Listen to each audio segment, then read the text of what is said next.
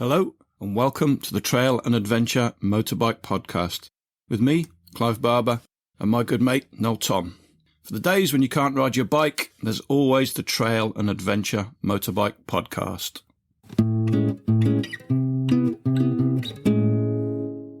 Hello everybody, we're back again. It's Monday morning. I hope you're all recovered from a hectic ABR. It was really good, wasn't it? Could have done with a few more showers, but otherwise had an absolutely brilliant time. And speaking of festivals, I think certainly those of us in the UK are feeling the loss of the Lightweight Adventurers Festival, but what better way of getting over that loss than going to one of the other festivals that are happening? Of course, there is the Armchair Festival coming up in... Is it in August? I think it is. And we've spoken to those guys a few times, but we've also got the Overland Event. It's not a festival, it's an event. It's being held at the end of August and it is in Oxfordshire, just to the west of Oxford, in fact. Noel and I certainly hope to be there and we think you should go too. Right, let's get on with it. We're absolutely delighted today to welcome the originators of not only the Overland magazine, which was probably the finest adventure motorcycle magazine of our times, but also the two Overland events. We've got the Winter Warmer and the Summer Overland event. It's just called the Overland event. A very warm welcome to Saul, Jeavons and Paddy Tyson. I've got a question for each of you before we move forward. Saul, are you related to Steph? Steph used to get messages saying, your brother's been so helpful, this, that and the other. And so I started a rumour that actually she's my ex-wife. And I'm really bitter that she kept the name when we got divorced. And she went off to ride around the world and left me to raise the twins by myself. When she gave me a copy of the book, when she signed it for me, she did put in the front, look after the twins, I'll be back. I can confirm we're actually not related in any way, shape or form. Paddy, same question to you. Are you related to Mike? Yeah, an older brother. I mean, he certainly taught me everything I know, not how to treat women. I mean, don't mess with me. That's the thing. We never really bother with security at the Overland event because there's me. And I've... Yeah, no, it's not true. Actually, talking about security, because it isn't just me that has to throw everyone off site. In fact, we've never thrown anyone off site, have we? Oh, no, we did once. 2016 we did, but that's a different story. Because for us, it is all about travel and it is all about cross-community and social awareness and all that kind of stuff. We thought long and hard about, we do need security because we've got a great bike show and we've got all the bikes parked up in the field and all that stuff. And like any other responsible event organizer, you need decent security. But we thought we're going to keep it authentic. So for years, we've actually been using Gurkhas. I thought if you're going to do security, we'd better do it right. So, we have Gurkhas roaming. Who better? They're quite hard to engage in conversation because they're just too serious. But sorry, I've gone off on a bit of a waffle. I'm Paddy Tyson. I'm the one with the funny accent, if you're listening to all of this podcast. I didn't get into motorbikes in a field when I was 12 or 13, as many people do, because I lived in Northern Ireland and it rained every day. So I got into cars instead and drove them happily, illegally, from I was about 11. But I had this terrific desire to travel and luckily did a lot of overland traveling when I was very young with my mum. We did coast to coast across the States in 76, for example, using coach travel and thumbing. That was an eye-opener. So by the time I was independent and had my legal license, it just made a lot of sense. The reason probably bikes, well, if I'm completely honest, as an adolescent, it was a love of heavy metal, and that's the ultimate accessory, isn't it, to have some sort of bike. So that was that. And then university, my first decent bit of travelling on my own on a bike, CG125, as I think everybody should at least once cross Europe on a CG125. And just the joy of having to stick to a back road, 125 to the gallon, all of that stuff. It's such a cracking little bike. Mine cost 30 quid. And the guy I went with, his cost 40 quid, but he did get a manual with his. We went together and we thought, well, if we have the same bike, if they break down, it'll be fine. Of course, they never broke down. Absolutely nothing happened to them. Apart from one unbelievably stupid modification I made. I thought if I'm carrying ham and cheese, living on a budget, if I can keep it cool, best place to keep it cool, right out the front of the bike, right in the middle of the airflow. So I put a little front rack on as well as a back rack and used bicycle panniers and hung them over that either side of the front wheel, which was great for the ham and the cheese. But for a small air-cooled single, if you have just blocked all of the airflow, she can run a little hot and nip up the odd time until I worked out what was going on. But of course, being a Honda, it just always started again. It was great. Yeah. Where did that lead me to? 10 years of dispatch riding. Every time, the great thing about being a self-employed dispatch rider in the 90s, you just worked as hard as you wanted and then took as much time off as you could afford. So I could go anywhere on my MZs. So first started doing trips like Nordkap to Gibraltar. And then 2003 was the first time I took over a year to get on the road for a bit. New Zealand, Australia, Philippines. That was a trip that was supposed to be Alaska to Tierra del Fuego. And you don't need to comment on my navigation skills, but that was as far as it went, Australia, New Zealand and the Philippines. So then 5 years later, I set off again to do Alaska to Tierra del Fuego. Started in Nova Scotia, ended in the Darien Gap over a year later. I still haven't been to Alaska. I've never been to Alaska. What bike were you on for these trips? Oh, generally really shite ones. Buy them very cheaply, and there's a reason that people don't want them. So the Americas trip, I used an Aprilia Pegaso, which is really just an F650 BMW in drag, except that it's not. It's sort of, they're made in the same factory and everything, but somehow Aprilia puts all the really shit bits on the Pegaso. So I can't remember how many small fires I had. I think 4 or 5 rectifiers I used, assorted batteries. She was push start for certainly the last 6 months at least of that trip. She was everything, absolutely everything failed. When I got back and got it totally rewired, I couldn't afford any of the broken parts. So I ended up buying another one, really low mileage, and stripping it because I was emotionally attached. So, I mean, it would have been more sense to just use the other bike, but I was emotionally attached to the old thing. Changed most things and had it totally rewired and the new clocks and all fitted and the engine management light was on. So we checked all the codes, cleared it, engine management light's on. I thought, well, that's not great. Tried this for ages and couldn't get it to clear, but couldn't work out what the problem was. Put the old clocks back on, no engine management light. I thought, that's odd. Can't be a problem within the clocks, can it? Took the clocks apart. For the whole trip, the whole time I'd owned that bike, someone had taken the bulb out of the engine management light. I've never seen one of those Aprilias in the flesh. They're very rare, aren't they? Oh, come to the Overland event. You'll see the Pegaso. We'll push it in off the van and we'll push it back to the van. It did go all the way to Wales when we did the Spring into Action, and it did leave on the back of a breakdown truck. It rode all the way. So, yes, you had mentioned at the start there that we did the summer and the winter. Well, we also used to do spring. Spring into Action was so called because it was all about the riding and skills and activities, and it wasn't about presentations or anything. I rode all the way there. It was at Steph Jeavons Moto Junkies venue, and it was absolutely perfect, wasn't it? Stepped off it to sign in, and that was the end of that. And went back on a truck, and that was another melted rectifier. Turns out M&P now sell them cheap, so I'm buying them 6 at a time. Yeah, it's a great name for a bike, isn't it? But it really doesn't live up to its name. What does Pegaso mean then? Pegasus was the winged horse. The winged horse, son of God of War, and I can't remember. I should read my book because I've put it in there. I'm Saul Jeavons. I was slightly late to the party at the Overland event, so I've only been involved since 2017. But I was there almost at the birth of the magazine when Paddy and Nick were busy setting it up. I was lodging with Nick and his wife at the time, so we all sat around the kitchen table and frantically wrote bits of stuff for the website. The T-shirt description I'm particularly proud of. If anyone wants to go to the magazine site and look at the T-shirt description, that was me. I should get a badge or something for that. You should maybe get a T-shirt.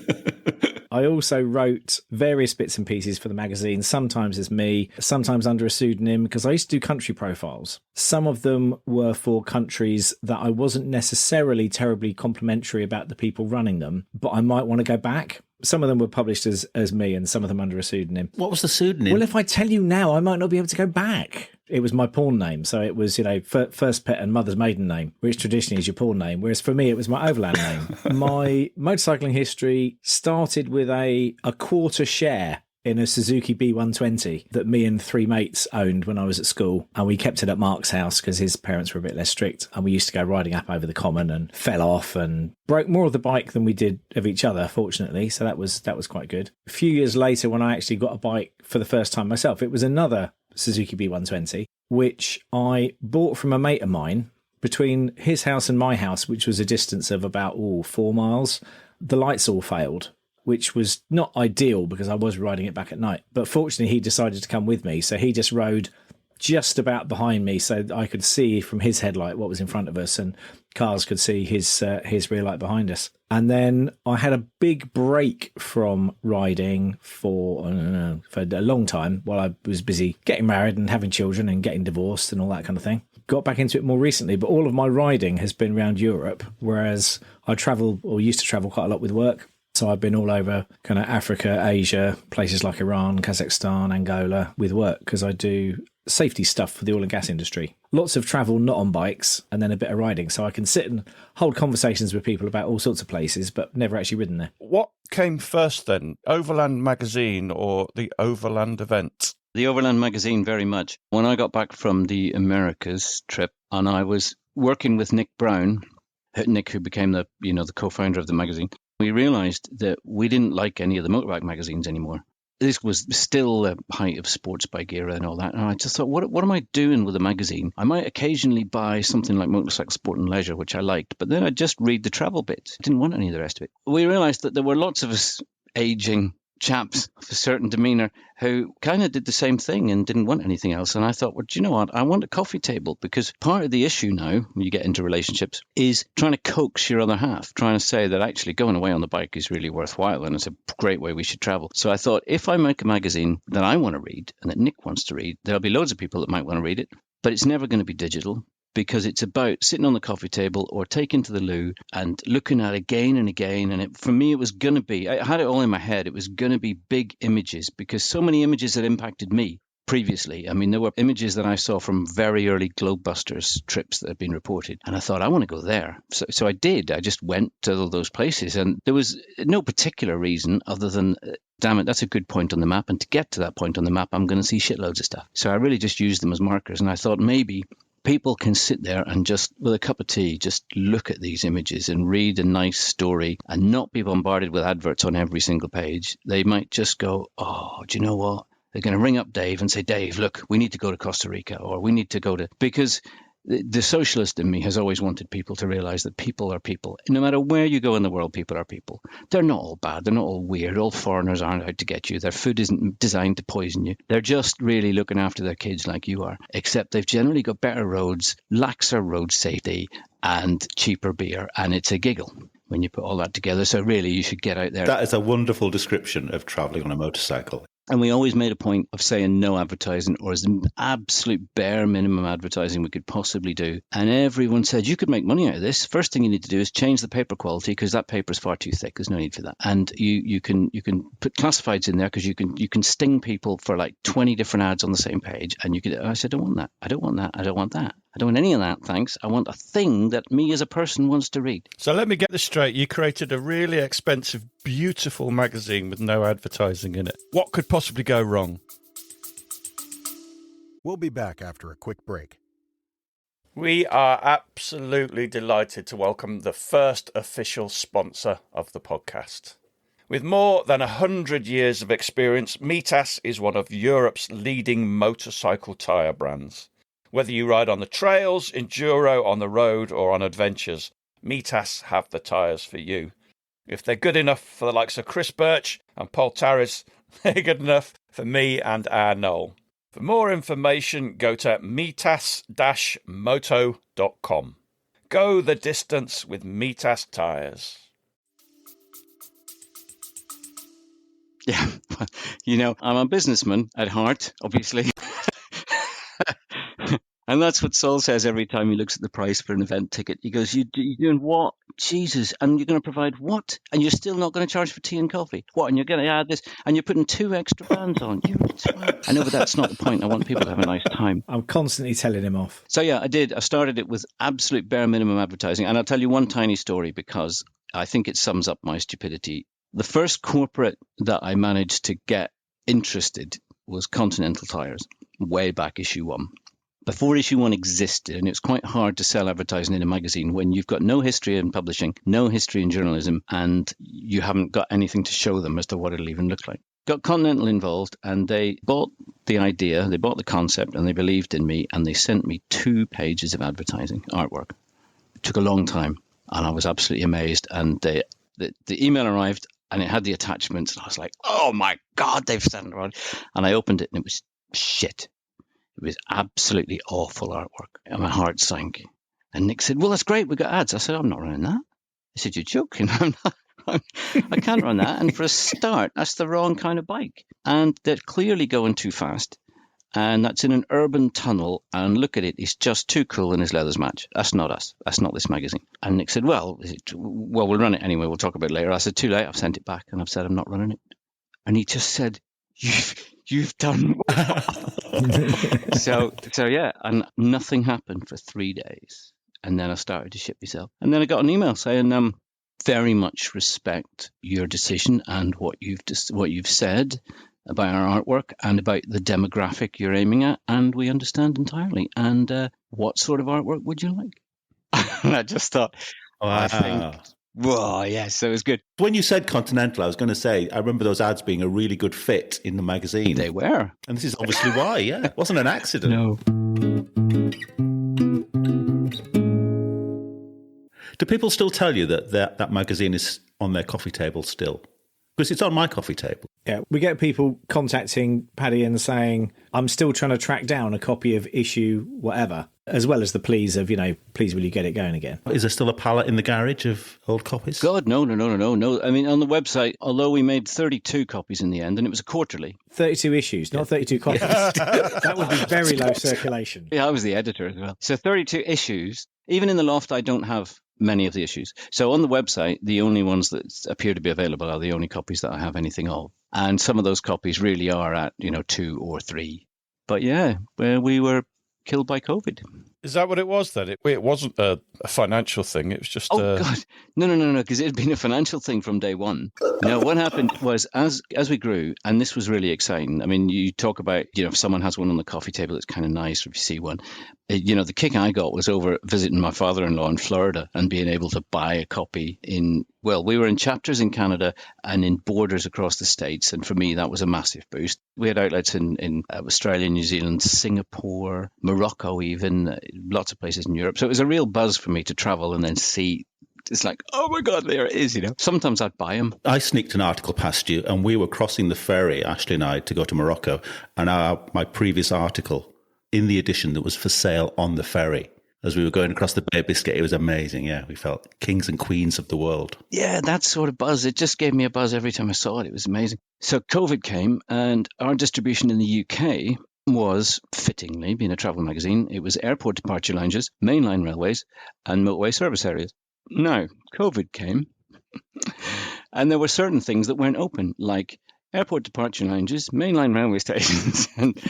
But of course, the harsh reality of publishing in the UK is that you have to buy shelf space in companies like WH Smith, and you pay them months in advance for those shelf spaces. Of course, they take stock and they take a long time to pay for stock they previously had, but they take lots of stock in advance and you've paid for shelf space for it to go there. And COVID came and all of those things didn't happen, except the fact I'd given them tons of stock and paid them loads in advance. So I got none of that back and no payments. And then payments all ceased from overseas, which was running 6 months behind, always does. So there's all of the hideous world of publishing out in the public eye now for everyone to listen to and go, oh my God, I didn't know that. It's absolutely brutal. If somebody came to you now and said, I'm thinking of starting a magazine, what would you say to them? Would it be don't, or would you have some fine words of advice? During COVID and now post-COVID, magazine sales are going back up again, especially niche ones. More people are realizing they don't want to stare at a screen constantly and read digital material and read PDFs and read whatever and scroll through something that they've then instantly forgotten. So it's an ideal time, and if someone wants to give me a shout and boom, have some money behind them, great. But I've had to move on. I was always a teacher, but, more lately, I started driving a truck, so my hours are weird, and trying to fit stuff in means that it's beyond me, really, the interest. I thought, well, there you go. It's a decade, just over a decade of magazine, a decade so far of the event, although they overlapped. That was going to be your next question. Look, this has gone to shit, hasn't it? Look at that. We've been here far too long. I was only going to talk 2 minutes. Sorry, I'll shut up. I've got a friend with me called Saul. So obviously the magazine had been running for a while, and at some point you decided to do a festival. How did that come about? What happened, 2015 was when we did the first one. 2014 was when we heard from Grant Johnson, Grant and Susan of Horizons Unlimited, that Grant really wasn't very well. And Grant was going to have a lot of treatment, and there was not going to be an Horizons event in 2015. So I wrote to him and said, it's such a shame. It's a real coming together once a year of like-minded people. I've always enjoyed Horizons Unlimited meetings, and would you mind if I do something that is not the same, but I want to fit it in this year because you're not doing anything? How would you feel? And he said, no, I'll absolutely give you my blessing. And I said, whereas yours, includes anyone that's been anywhere, can talk about anything, I want to focus on, the written word or the art that is filmmaking or poetry or drawing. And the only people I want to have involved speaking are going to be either authors or contributors to the magazine, that kind of thing. And I want to keep it like that. And he said, well, yeah, no, absolutely fine. Do what you will. None of us had any idea of how successful it would be or how people would be taken by it and how they would want something similar again. And it was a few years before Hub got back on its feet, really, and did come back to Britain. But by then it had sort of almost accidentally become a thing with its own demand. For a long time we did try and ensure that it wasn't like Horizon. So, they came, we had Horizons organisers would come each year. We were happy if they wanted to advertise Horizons at our event. And we thought, there's no element of competition. There's certainly no commercial element of competition. So we didn't mind at all. But I think Saul and I also had no idea. Well, initially, Nick and I had no idea how much it would take out of us, or that there would be compulsory weeping on a Saturday from about 9 p.m. I didn't know that's what would happen every year. After 5 days of no sleep, then you get to Saturday evening and it looks like everyone's happy and nobody's died, and then we just fall apart in floods of tears and cry for 2 or 3 hours, don't we, generally? Is it a very stressful thing to put together? Because we used to know a couple of other event organisers, and they always told us how stressful it was. Unbelievably so. Like, I could never comprehend. But I also know that it can be done a lot less stressfully, because I've been to so many, if I could use the air inverted commas, professional events, which are drivel and so badly put together. And I think, well, we could cut corners absolutely everywhere, but it's never been what we want to do. And I'm just always amazed that those people get paid for it, whereas we raise money for charity. That's Saul rolling his eyes going, yeah, that's his commercial side again, yeah. I remember Gareth Jones saying, I realise how much work you put into it. He said, because I've noticed you and Paddy out of the corner of my eye at 3 a.m. when, the bar's been shut for 3 hours and we're still all standing around talking about stuff. For Gareth, it's the same conversation he started, the same anecdote he started 3 hours earlier. But he said, out of the corner of my eye, I've seen you and Paddy going around picking up cigarette butts. He said, but then I know that you're back up again at 6 o'clock in the morning, opening up where the breakfasts are going to be cooked. And it's that kind of stuff. And so some people see that bit, but there's also the kind of months and months of waking up at 3 a.m. and going, have we done this? Have we done that? Have we, it's all that kind of stuff that goes on. And we usually have done whatever it is that you wake up at 3 a.m. worrying about, but it doesn't stop you worrying about it. If you're us, anyway. If you're that desperate for tobacco, I'm going to bring you a pouch. You do 2 events. I'll try and stop calling them festivals. You do 2 events. You've got the Winter Warmer, which is in late February, early March. And that's about 120 people, I believe. Yeah, that is a joy to put on. It's even more community-minded, even more sociable. I mean, on arrival, every single person gets a free meal, be it a big hot stew or whatever they get. I always think that's very important. And we even the design of the rooms, Saul sort of, again, goes, well, I get it, but you're so insistent. It's like we're going to have massive tables, because everyone arriving cold, sharing stew, has to sit beside someone they don't yet know. And they're both going to be cold, and they're both going to share stew. And the first thing they will do on arrival is start talking to someone, and the rest of their weekend will be so much nicer. And you will discover so many amazing things. I have sort of known people by eye for a few years, and I often don't get time to talk to them because I'm running around or whatever. And when I do, I think, oh my God. I've got one volunteer now who's on the first aid team called Dovrik. He's absolutely lovely, and I do call him a lovely old boy, but he's probably only about 15 years older than me. I'd known him for quite a few years without really knowing him, and then discovered that back in the 70s when he started travelling, he was running those overland bus tours, down the length of Africa in the 70s and in the 80s all over. And in 1979, he actually had a busload of tourists, and he just arrived in Afghanistan when the Russians invaded. And he was stuck on the wrong side. And you just think so many stories and so much about him. And yet, until you talk to him, he's never going to I've got too many stories. I know I shouldn't. But one other one was a guy called Tony Woodhams. When I met him, absolutely by accident, just because of one thing he said, I thought, that sounds interesting. I must just have a quick word with you. Happily sitting in on presentations and just normal as anyone else around him, but turns out he's one of the very few who solo rode the Darien. But he wasn't going to mention it to anyone. But he just liked the Overland event, and there he is. And, oh yeah, did it on an F650. Took 4 months to do it or something. And yeah, so the event as well, it's full of the loveliest people. There's not an ounce of arrogance in the place, it would appear. We don't seem to attract those kind of people. But you can talk to anyone. Anyone will talk to you. If you're contemplating your very first trip to France, say, the person sat beside you who you suddenly discover has, ridden the world 15 times, will be as engaged and involved in your desire to go to France and help you do that as anything, and it's just that whole atmosphere and ethos is what I adore about the Overland event. And maybe that's because there's no overt commerciality. I mean, please tell me that's what it is. I can't think of another reason why we do it that way. Why do you limit it to 120 people? Originally, the venue sizes that we found thought this kind of fits because the chances of beautiful weather in February are variable. So we need to ensure that everyone can be in the warm, everyone can stay warm, and yet that it doesn't become completely impractical. So the venues that we find, and there's been 3 of them now, have good-sized halls, beautiful camping, and to have good facilities without anything being overloaded. But really, the nature of winter riding and winter hanging out with a beer and nice hot food and chat is about close proximity and just intimate, isn't it? I mean, you can't do that with hundreds and hundreds and hundreds of people. It's just not the same thing. Is it an unspoken rule that you ride there, or is it a rule that you ride there? Oh no, you can come. Depends on the venue. We get people who come in cars and stuff, and depending on the venue. So when we're doing stuff at Hill End, which is the venue for the summer one, they've got a planning prohibition on camper vans. When we do events elsewhere, people can come in camper vans, people can come in cars and camp if they want to, because of Paddy's own life experience, that people can have many, many motorcycles and actually not necessarily working. People can arrive on the back of breakdown trucks. It's all very flexible. The very first year we did the Winter Warmer, we advertised it with lots of snowy pictures. And then the weekend itself arrived and we were all walking around in T-shirts, and it felt a bit like a kind of trades descriptions issue. But it was bitterly cold at night, Saul. It was bitterly cold at night. It had frost at night. And then one year we did it in, do you remember Storm Kira? We started off with... That was your pseudonym, wasn't it? Yeah, that's right. Yeah.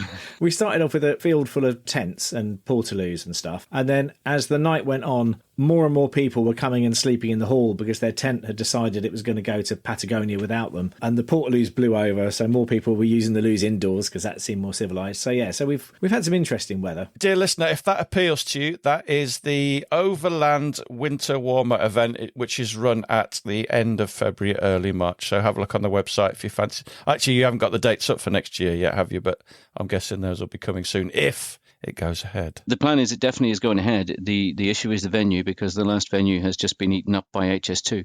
Which part of the world will the venue be in? The venue will be in Oxfordshire, Northamptonshire or Warwickshire. I'm looking at 3 venues at the minute. Let's talk a little bit more about the event that is coming up soon. We've got the main Overland event for 2025. The date of that is again towards the end of August, and tickets are on sale now, right? Tell us a little bit more about that event, where it happens, what happens there. 28th to the 31st of August this year. It's always the weekend after the August bank holiday, so sometimes it's just into September. This year it fits snugly into August. And it's held at a fabulous venue called the Hill End Centre, which the rest of the year is an outdoor education centre. So they have groups of school kids come and learn all about nature and do team building and all that kind of stuff. Then we take it over, add some bits to it. So they've already got dormitory buildings for school groups to stay in. So if you want to stay in a dorm instead of camping, you can do that. They've already got a big barn, a big classroom. We use that for presentations. They've got a cookhouse, which becomes our bar for the weekend. We always say that we've got at least 10 different real ales.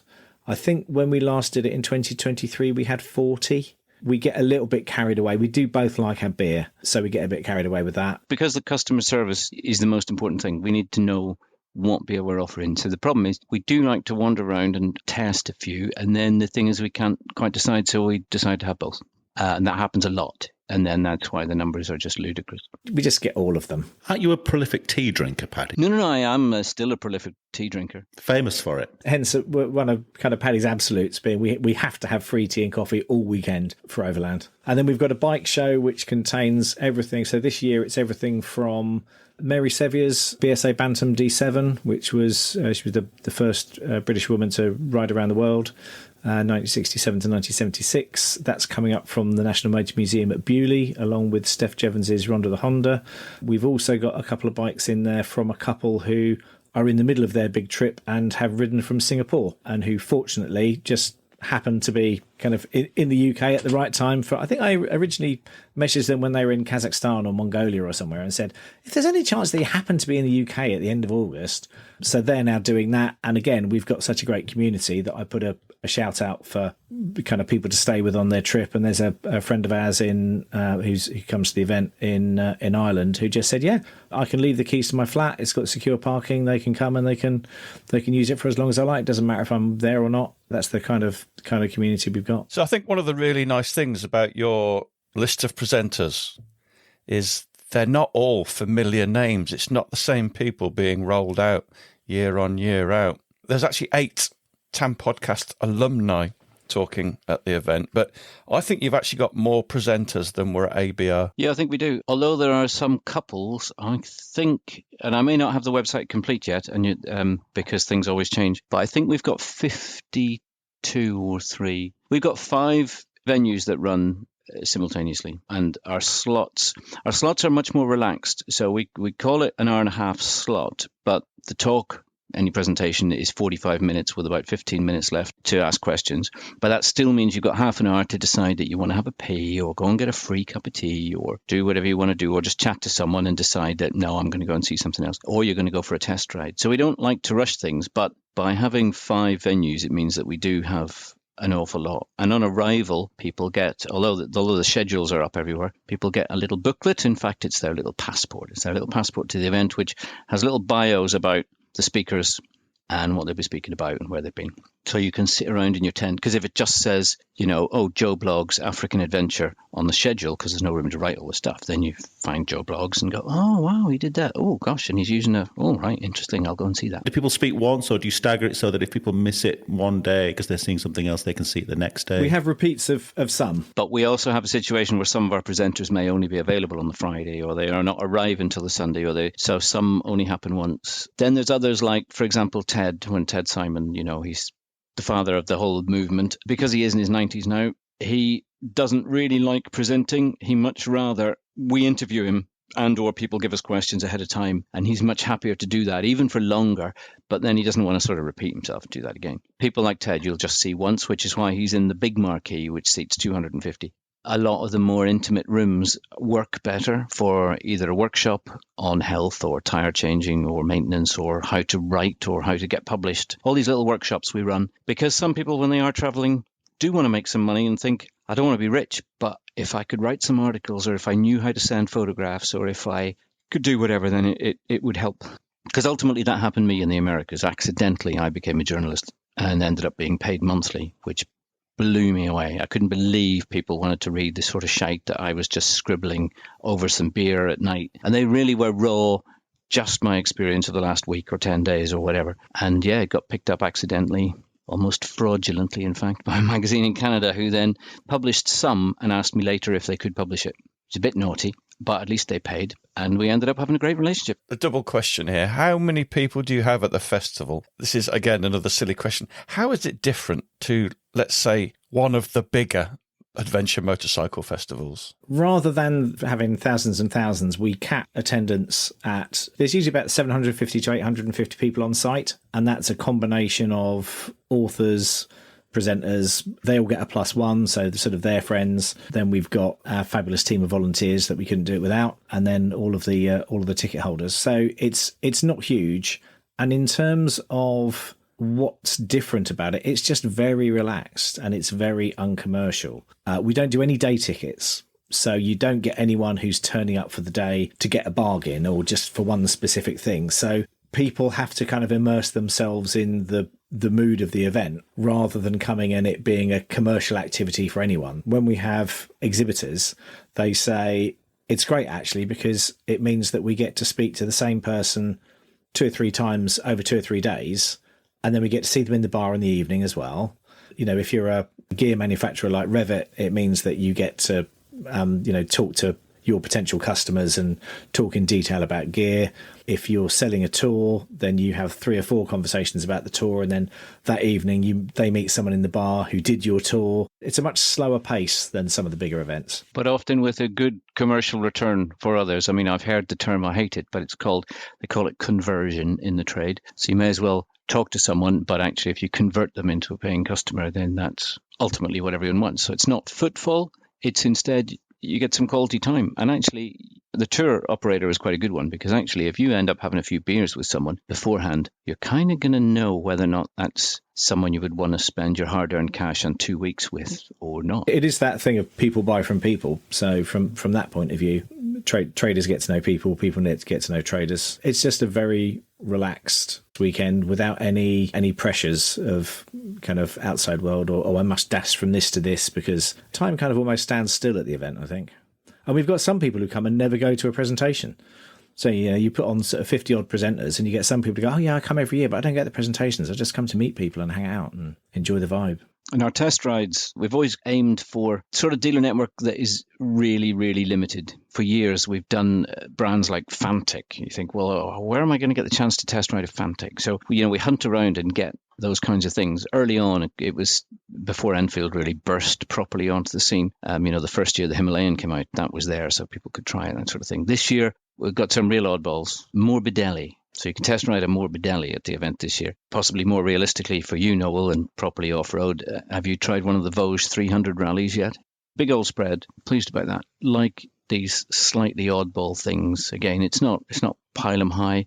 We've got a road-based test ride route, which then we've got a very lovely chap who gives us some land, and we have a lovely little sort of 1.5 mile bimble through forest and twisty uppy downy as part of that route. Now, you don't have to do the off-road bit if you don't want to, but it just means that if you really were thinking about buying a bike to go off-road, to do a big trip, it's nice to know if it's comfortable on tarmac and if you sort of get the feel of it, because until you get to the good twisty bits, you've got to do a lot of tarmac. We'll have the Adventure Bike Shop there with all their bits and bobs and luggage and Klim gear. Saul, what all do they sell? Boomot luggage and, basically all sorts of things for you and your bike. There are assorted travel companies, as you'd expect, tour companies. Dunlop will be there again with a big spread. Dunlop, bless them, have been our headline sponsors for the last 3 years, which is lovely. And they bring a full array of the sort of travel-y based tyres, whether that's dirt or tarmac. And we'll sit and chat as long as you want. And they love the engagement. They've said, they go to loads of events where there is much higher footfall, but no one really knows how to deal with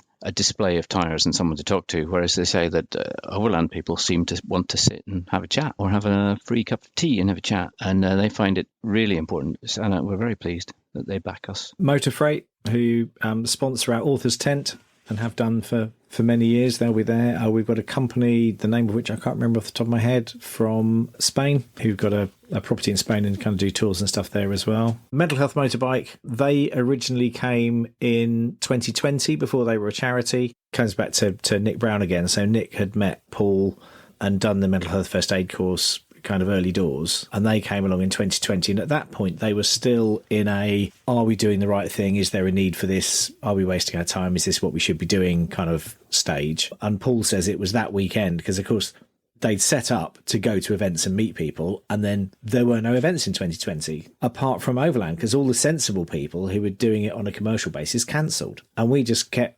going and just went, well, we'll throttle back the number of tickets that we've got. We'll only sell 350 tickets, and we were in constant engagement with the local authority, and the government would put out a new set of guidelines every week, and I'd ring the guy from the local authority and say, I've just read the new bit of stuff from the government and it says this, and I think it means that we can do this, and we can have like 20 people in a room together as long as they're 6 feet apart and standing on one leg and drinking wine out of a suitcase. The guy at the local authority would be like, if you've read it, I haven't had time yet, so if you think that's what it says, that's probably what it says. And in the end I was ringing him up and telling him what the latest bit of legislation was. Unfortunately, we fell in a sweet spot that was kind of between the end of one set of restrictions and the beginning of another. So it meant that instead of doing all of it outdoors, which we thought we might have to. It's not that we were the only motorcycle event. We were the only event, certainly, that Oxfordshire had on in that year. We did have visits that year. We had environmental health, we had the police, we had health, we had fire, we had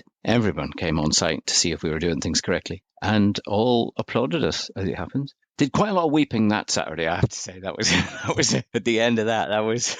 It wasn't the least stressful thing we've ever done, was it? But it did kind of work. So there's also lots of food and drink vendors on site, I believe? Yes, not drink vendors, except us. Food vendors, yes, we always try and, again, get food from around the world. This year, off the top of my head, we've got our Filipino friends, we've got something pizza, we've got Cajun, we got some quite remarkable burgers, some Indian street food, South African, you can eat anything. And of course, you can also have a pretty standard breakfast or baked potatoes, that kind of thing too. 2 final questions, because I know we're slightly over time. The first one is, you have had a bit of a break at the festival. I think the question on everybody's lips, is it back for good? Do you know why we took a break last year? No. Apart from general exhaustion. My kids are getting of an age, summer holidays are becoming more and more important. We simply realised that I hadn't been doing enough travelling with them. So we really, really, really wanted to do an overland trip the length of Morocco, and worked it out that it had to be 2024. Obviously, it wasn't going to be smack bang in the middle of the summer, because you're not going to go to southern Morocco in the middle of the summer. But by taking a long period of time out, that simply meant I wasn't going to be organising the event. It just wasn't going to be on the radar. And we thought, no, family time, some more travel, because that's the other really annoying thing. I've got absolutely beautiful volunteers. They're wonderful. The problem is, year on year, I lose half of them because they've been so inspired at the event, they bugger off and go travelling. So they then out of the country for a year.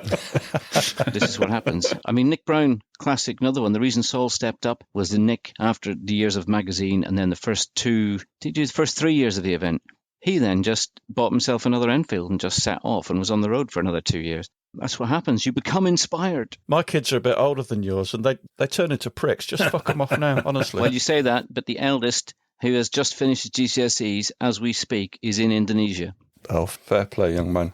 So how do we get tickets to this event, and are there plenty left for us to buy? Overlandevent.com. There are about 100 left, 90 left, something like that. Wow, getting quick if you want them. Noel, are we going to go? Yes, hopefully, yeah. There is quite a strong charity element. There's a different charity each year, isn't there? Yes. I mean, the inside back page of the magazine was always a charity page. When we were becoming slightly more, not commercial, but certainly when the print numbers and circulation had gone up, people kept trying to buy that page for advertising. They go, yeah, that's the page I want. And I go, no, we use that page. No, that's the page I want. And you see, you want to buy that page because everyone looks at it. That's why we make that the charity page. So we used to highlight a charity in that back page every year, which people used to think was an insane thing to do, but it served its purpose. And we started initially with motorcycle outreach way back, because I was involved with Simon Millward. I used to know him and work with him, who unfortunately died on his round-the-world trip, 20-something years ago now. And that motorcycle outreach works on the island of Flores in Indonesia, basically providing motorbikes, but all of the training that goes with them to both maintain them and use them for the medical services on that island. So we've chosen sort of similar. There's always been some educational or health element to all of the charities, except the last couple of years have been much closer to home, and they have been the air ambulance, because in both instances, the air ambulance in both Sussex and in Cornwall have saved the lives of our volunteers. Very good volunteers. Well, I mean, all volunteers are good volunteers, but volunteers that had gone above and beyond and that were really stalwarts, who had very unfortunate incidents with vehicles. Last year it was Cornwall, and this year it's the Sussex-Kent group. There's 3 counties together down there that operate as the same air ambulance, and that's who we're raising for this year. Every single person who buys a ticket is automatically entered into a raffle, although at the venue they can buy more tickets if they want to. Prizes ranging from a pair of Dunlop tyres for your bike to Vice motorcycle clothing, all kinds of stuff. But also, you'll notice if anyone does click through to buy a ticket, they get the opportunity to donate there and then, be that a 5 or 10 or 20 quid, whatever you want. And we accumulate the whole lot at the end and hand it over. Again, in terms of slightly weird ways of doing things, so we charge a very low fee to food vendors, and they always go, why are the fees so low? And we say, well, after the weekend, you make a donation to whatever charity we're collecting for. And if you feel you've done well over the weekend, you pay a lot. And if you don't feel you've done very well, you can pay nothing or not very much. It's like travelling. If you trust people, they come good. So we don't go through and go, well, show us your till receipts or anything like that. It's just like, no, if you feel you've done well. And so we have food vendors who at the end of the weekend will hand over hundreds of pounds because they've had a good weekend, and then we just put that in the charity pot. I love it. You're very good people.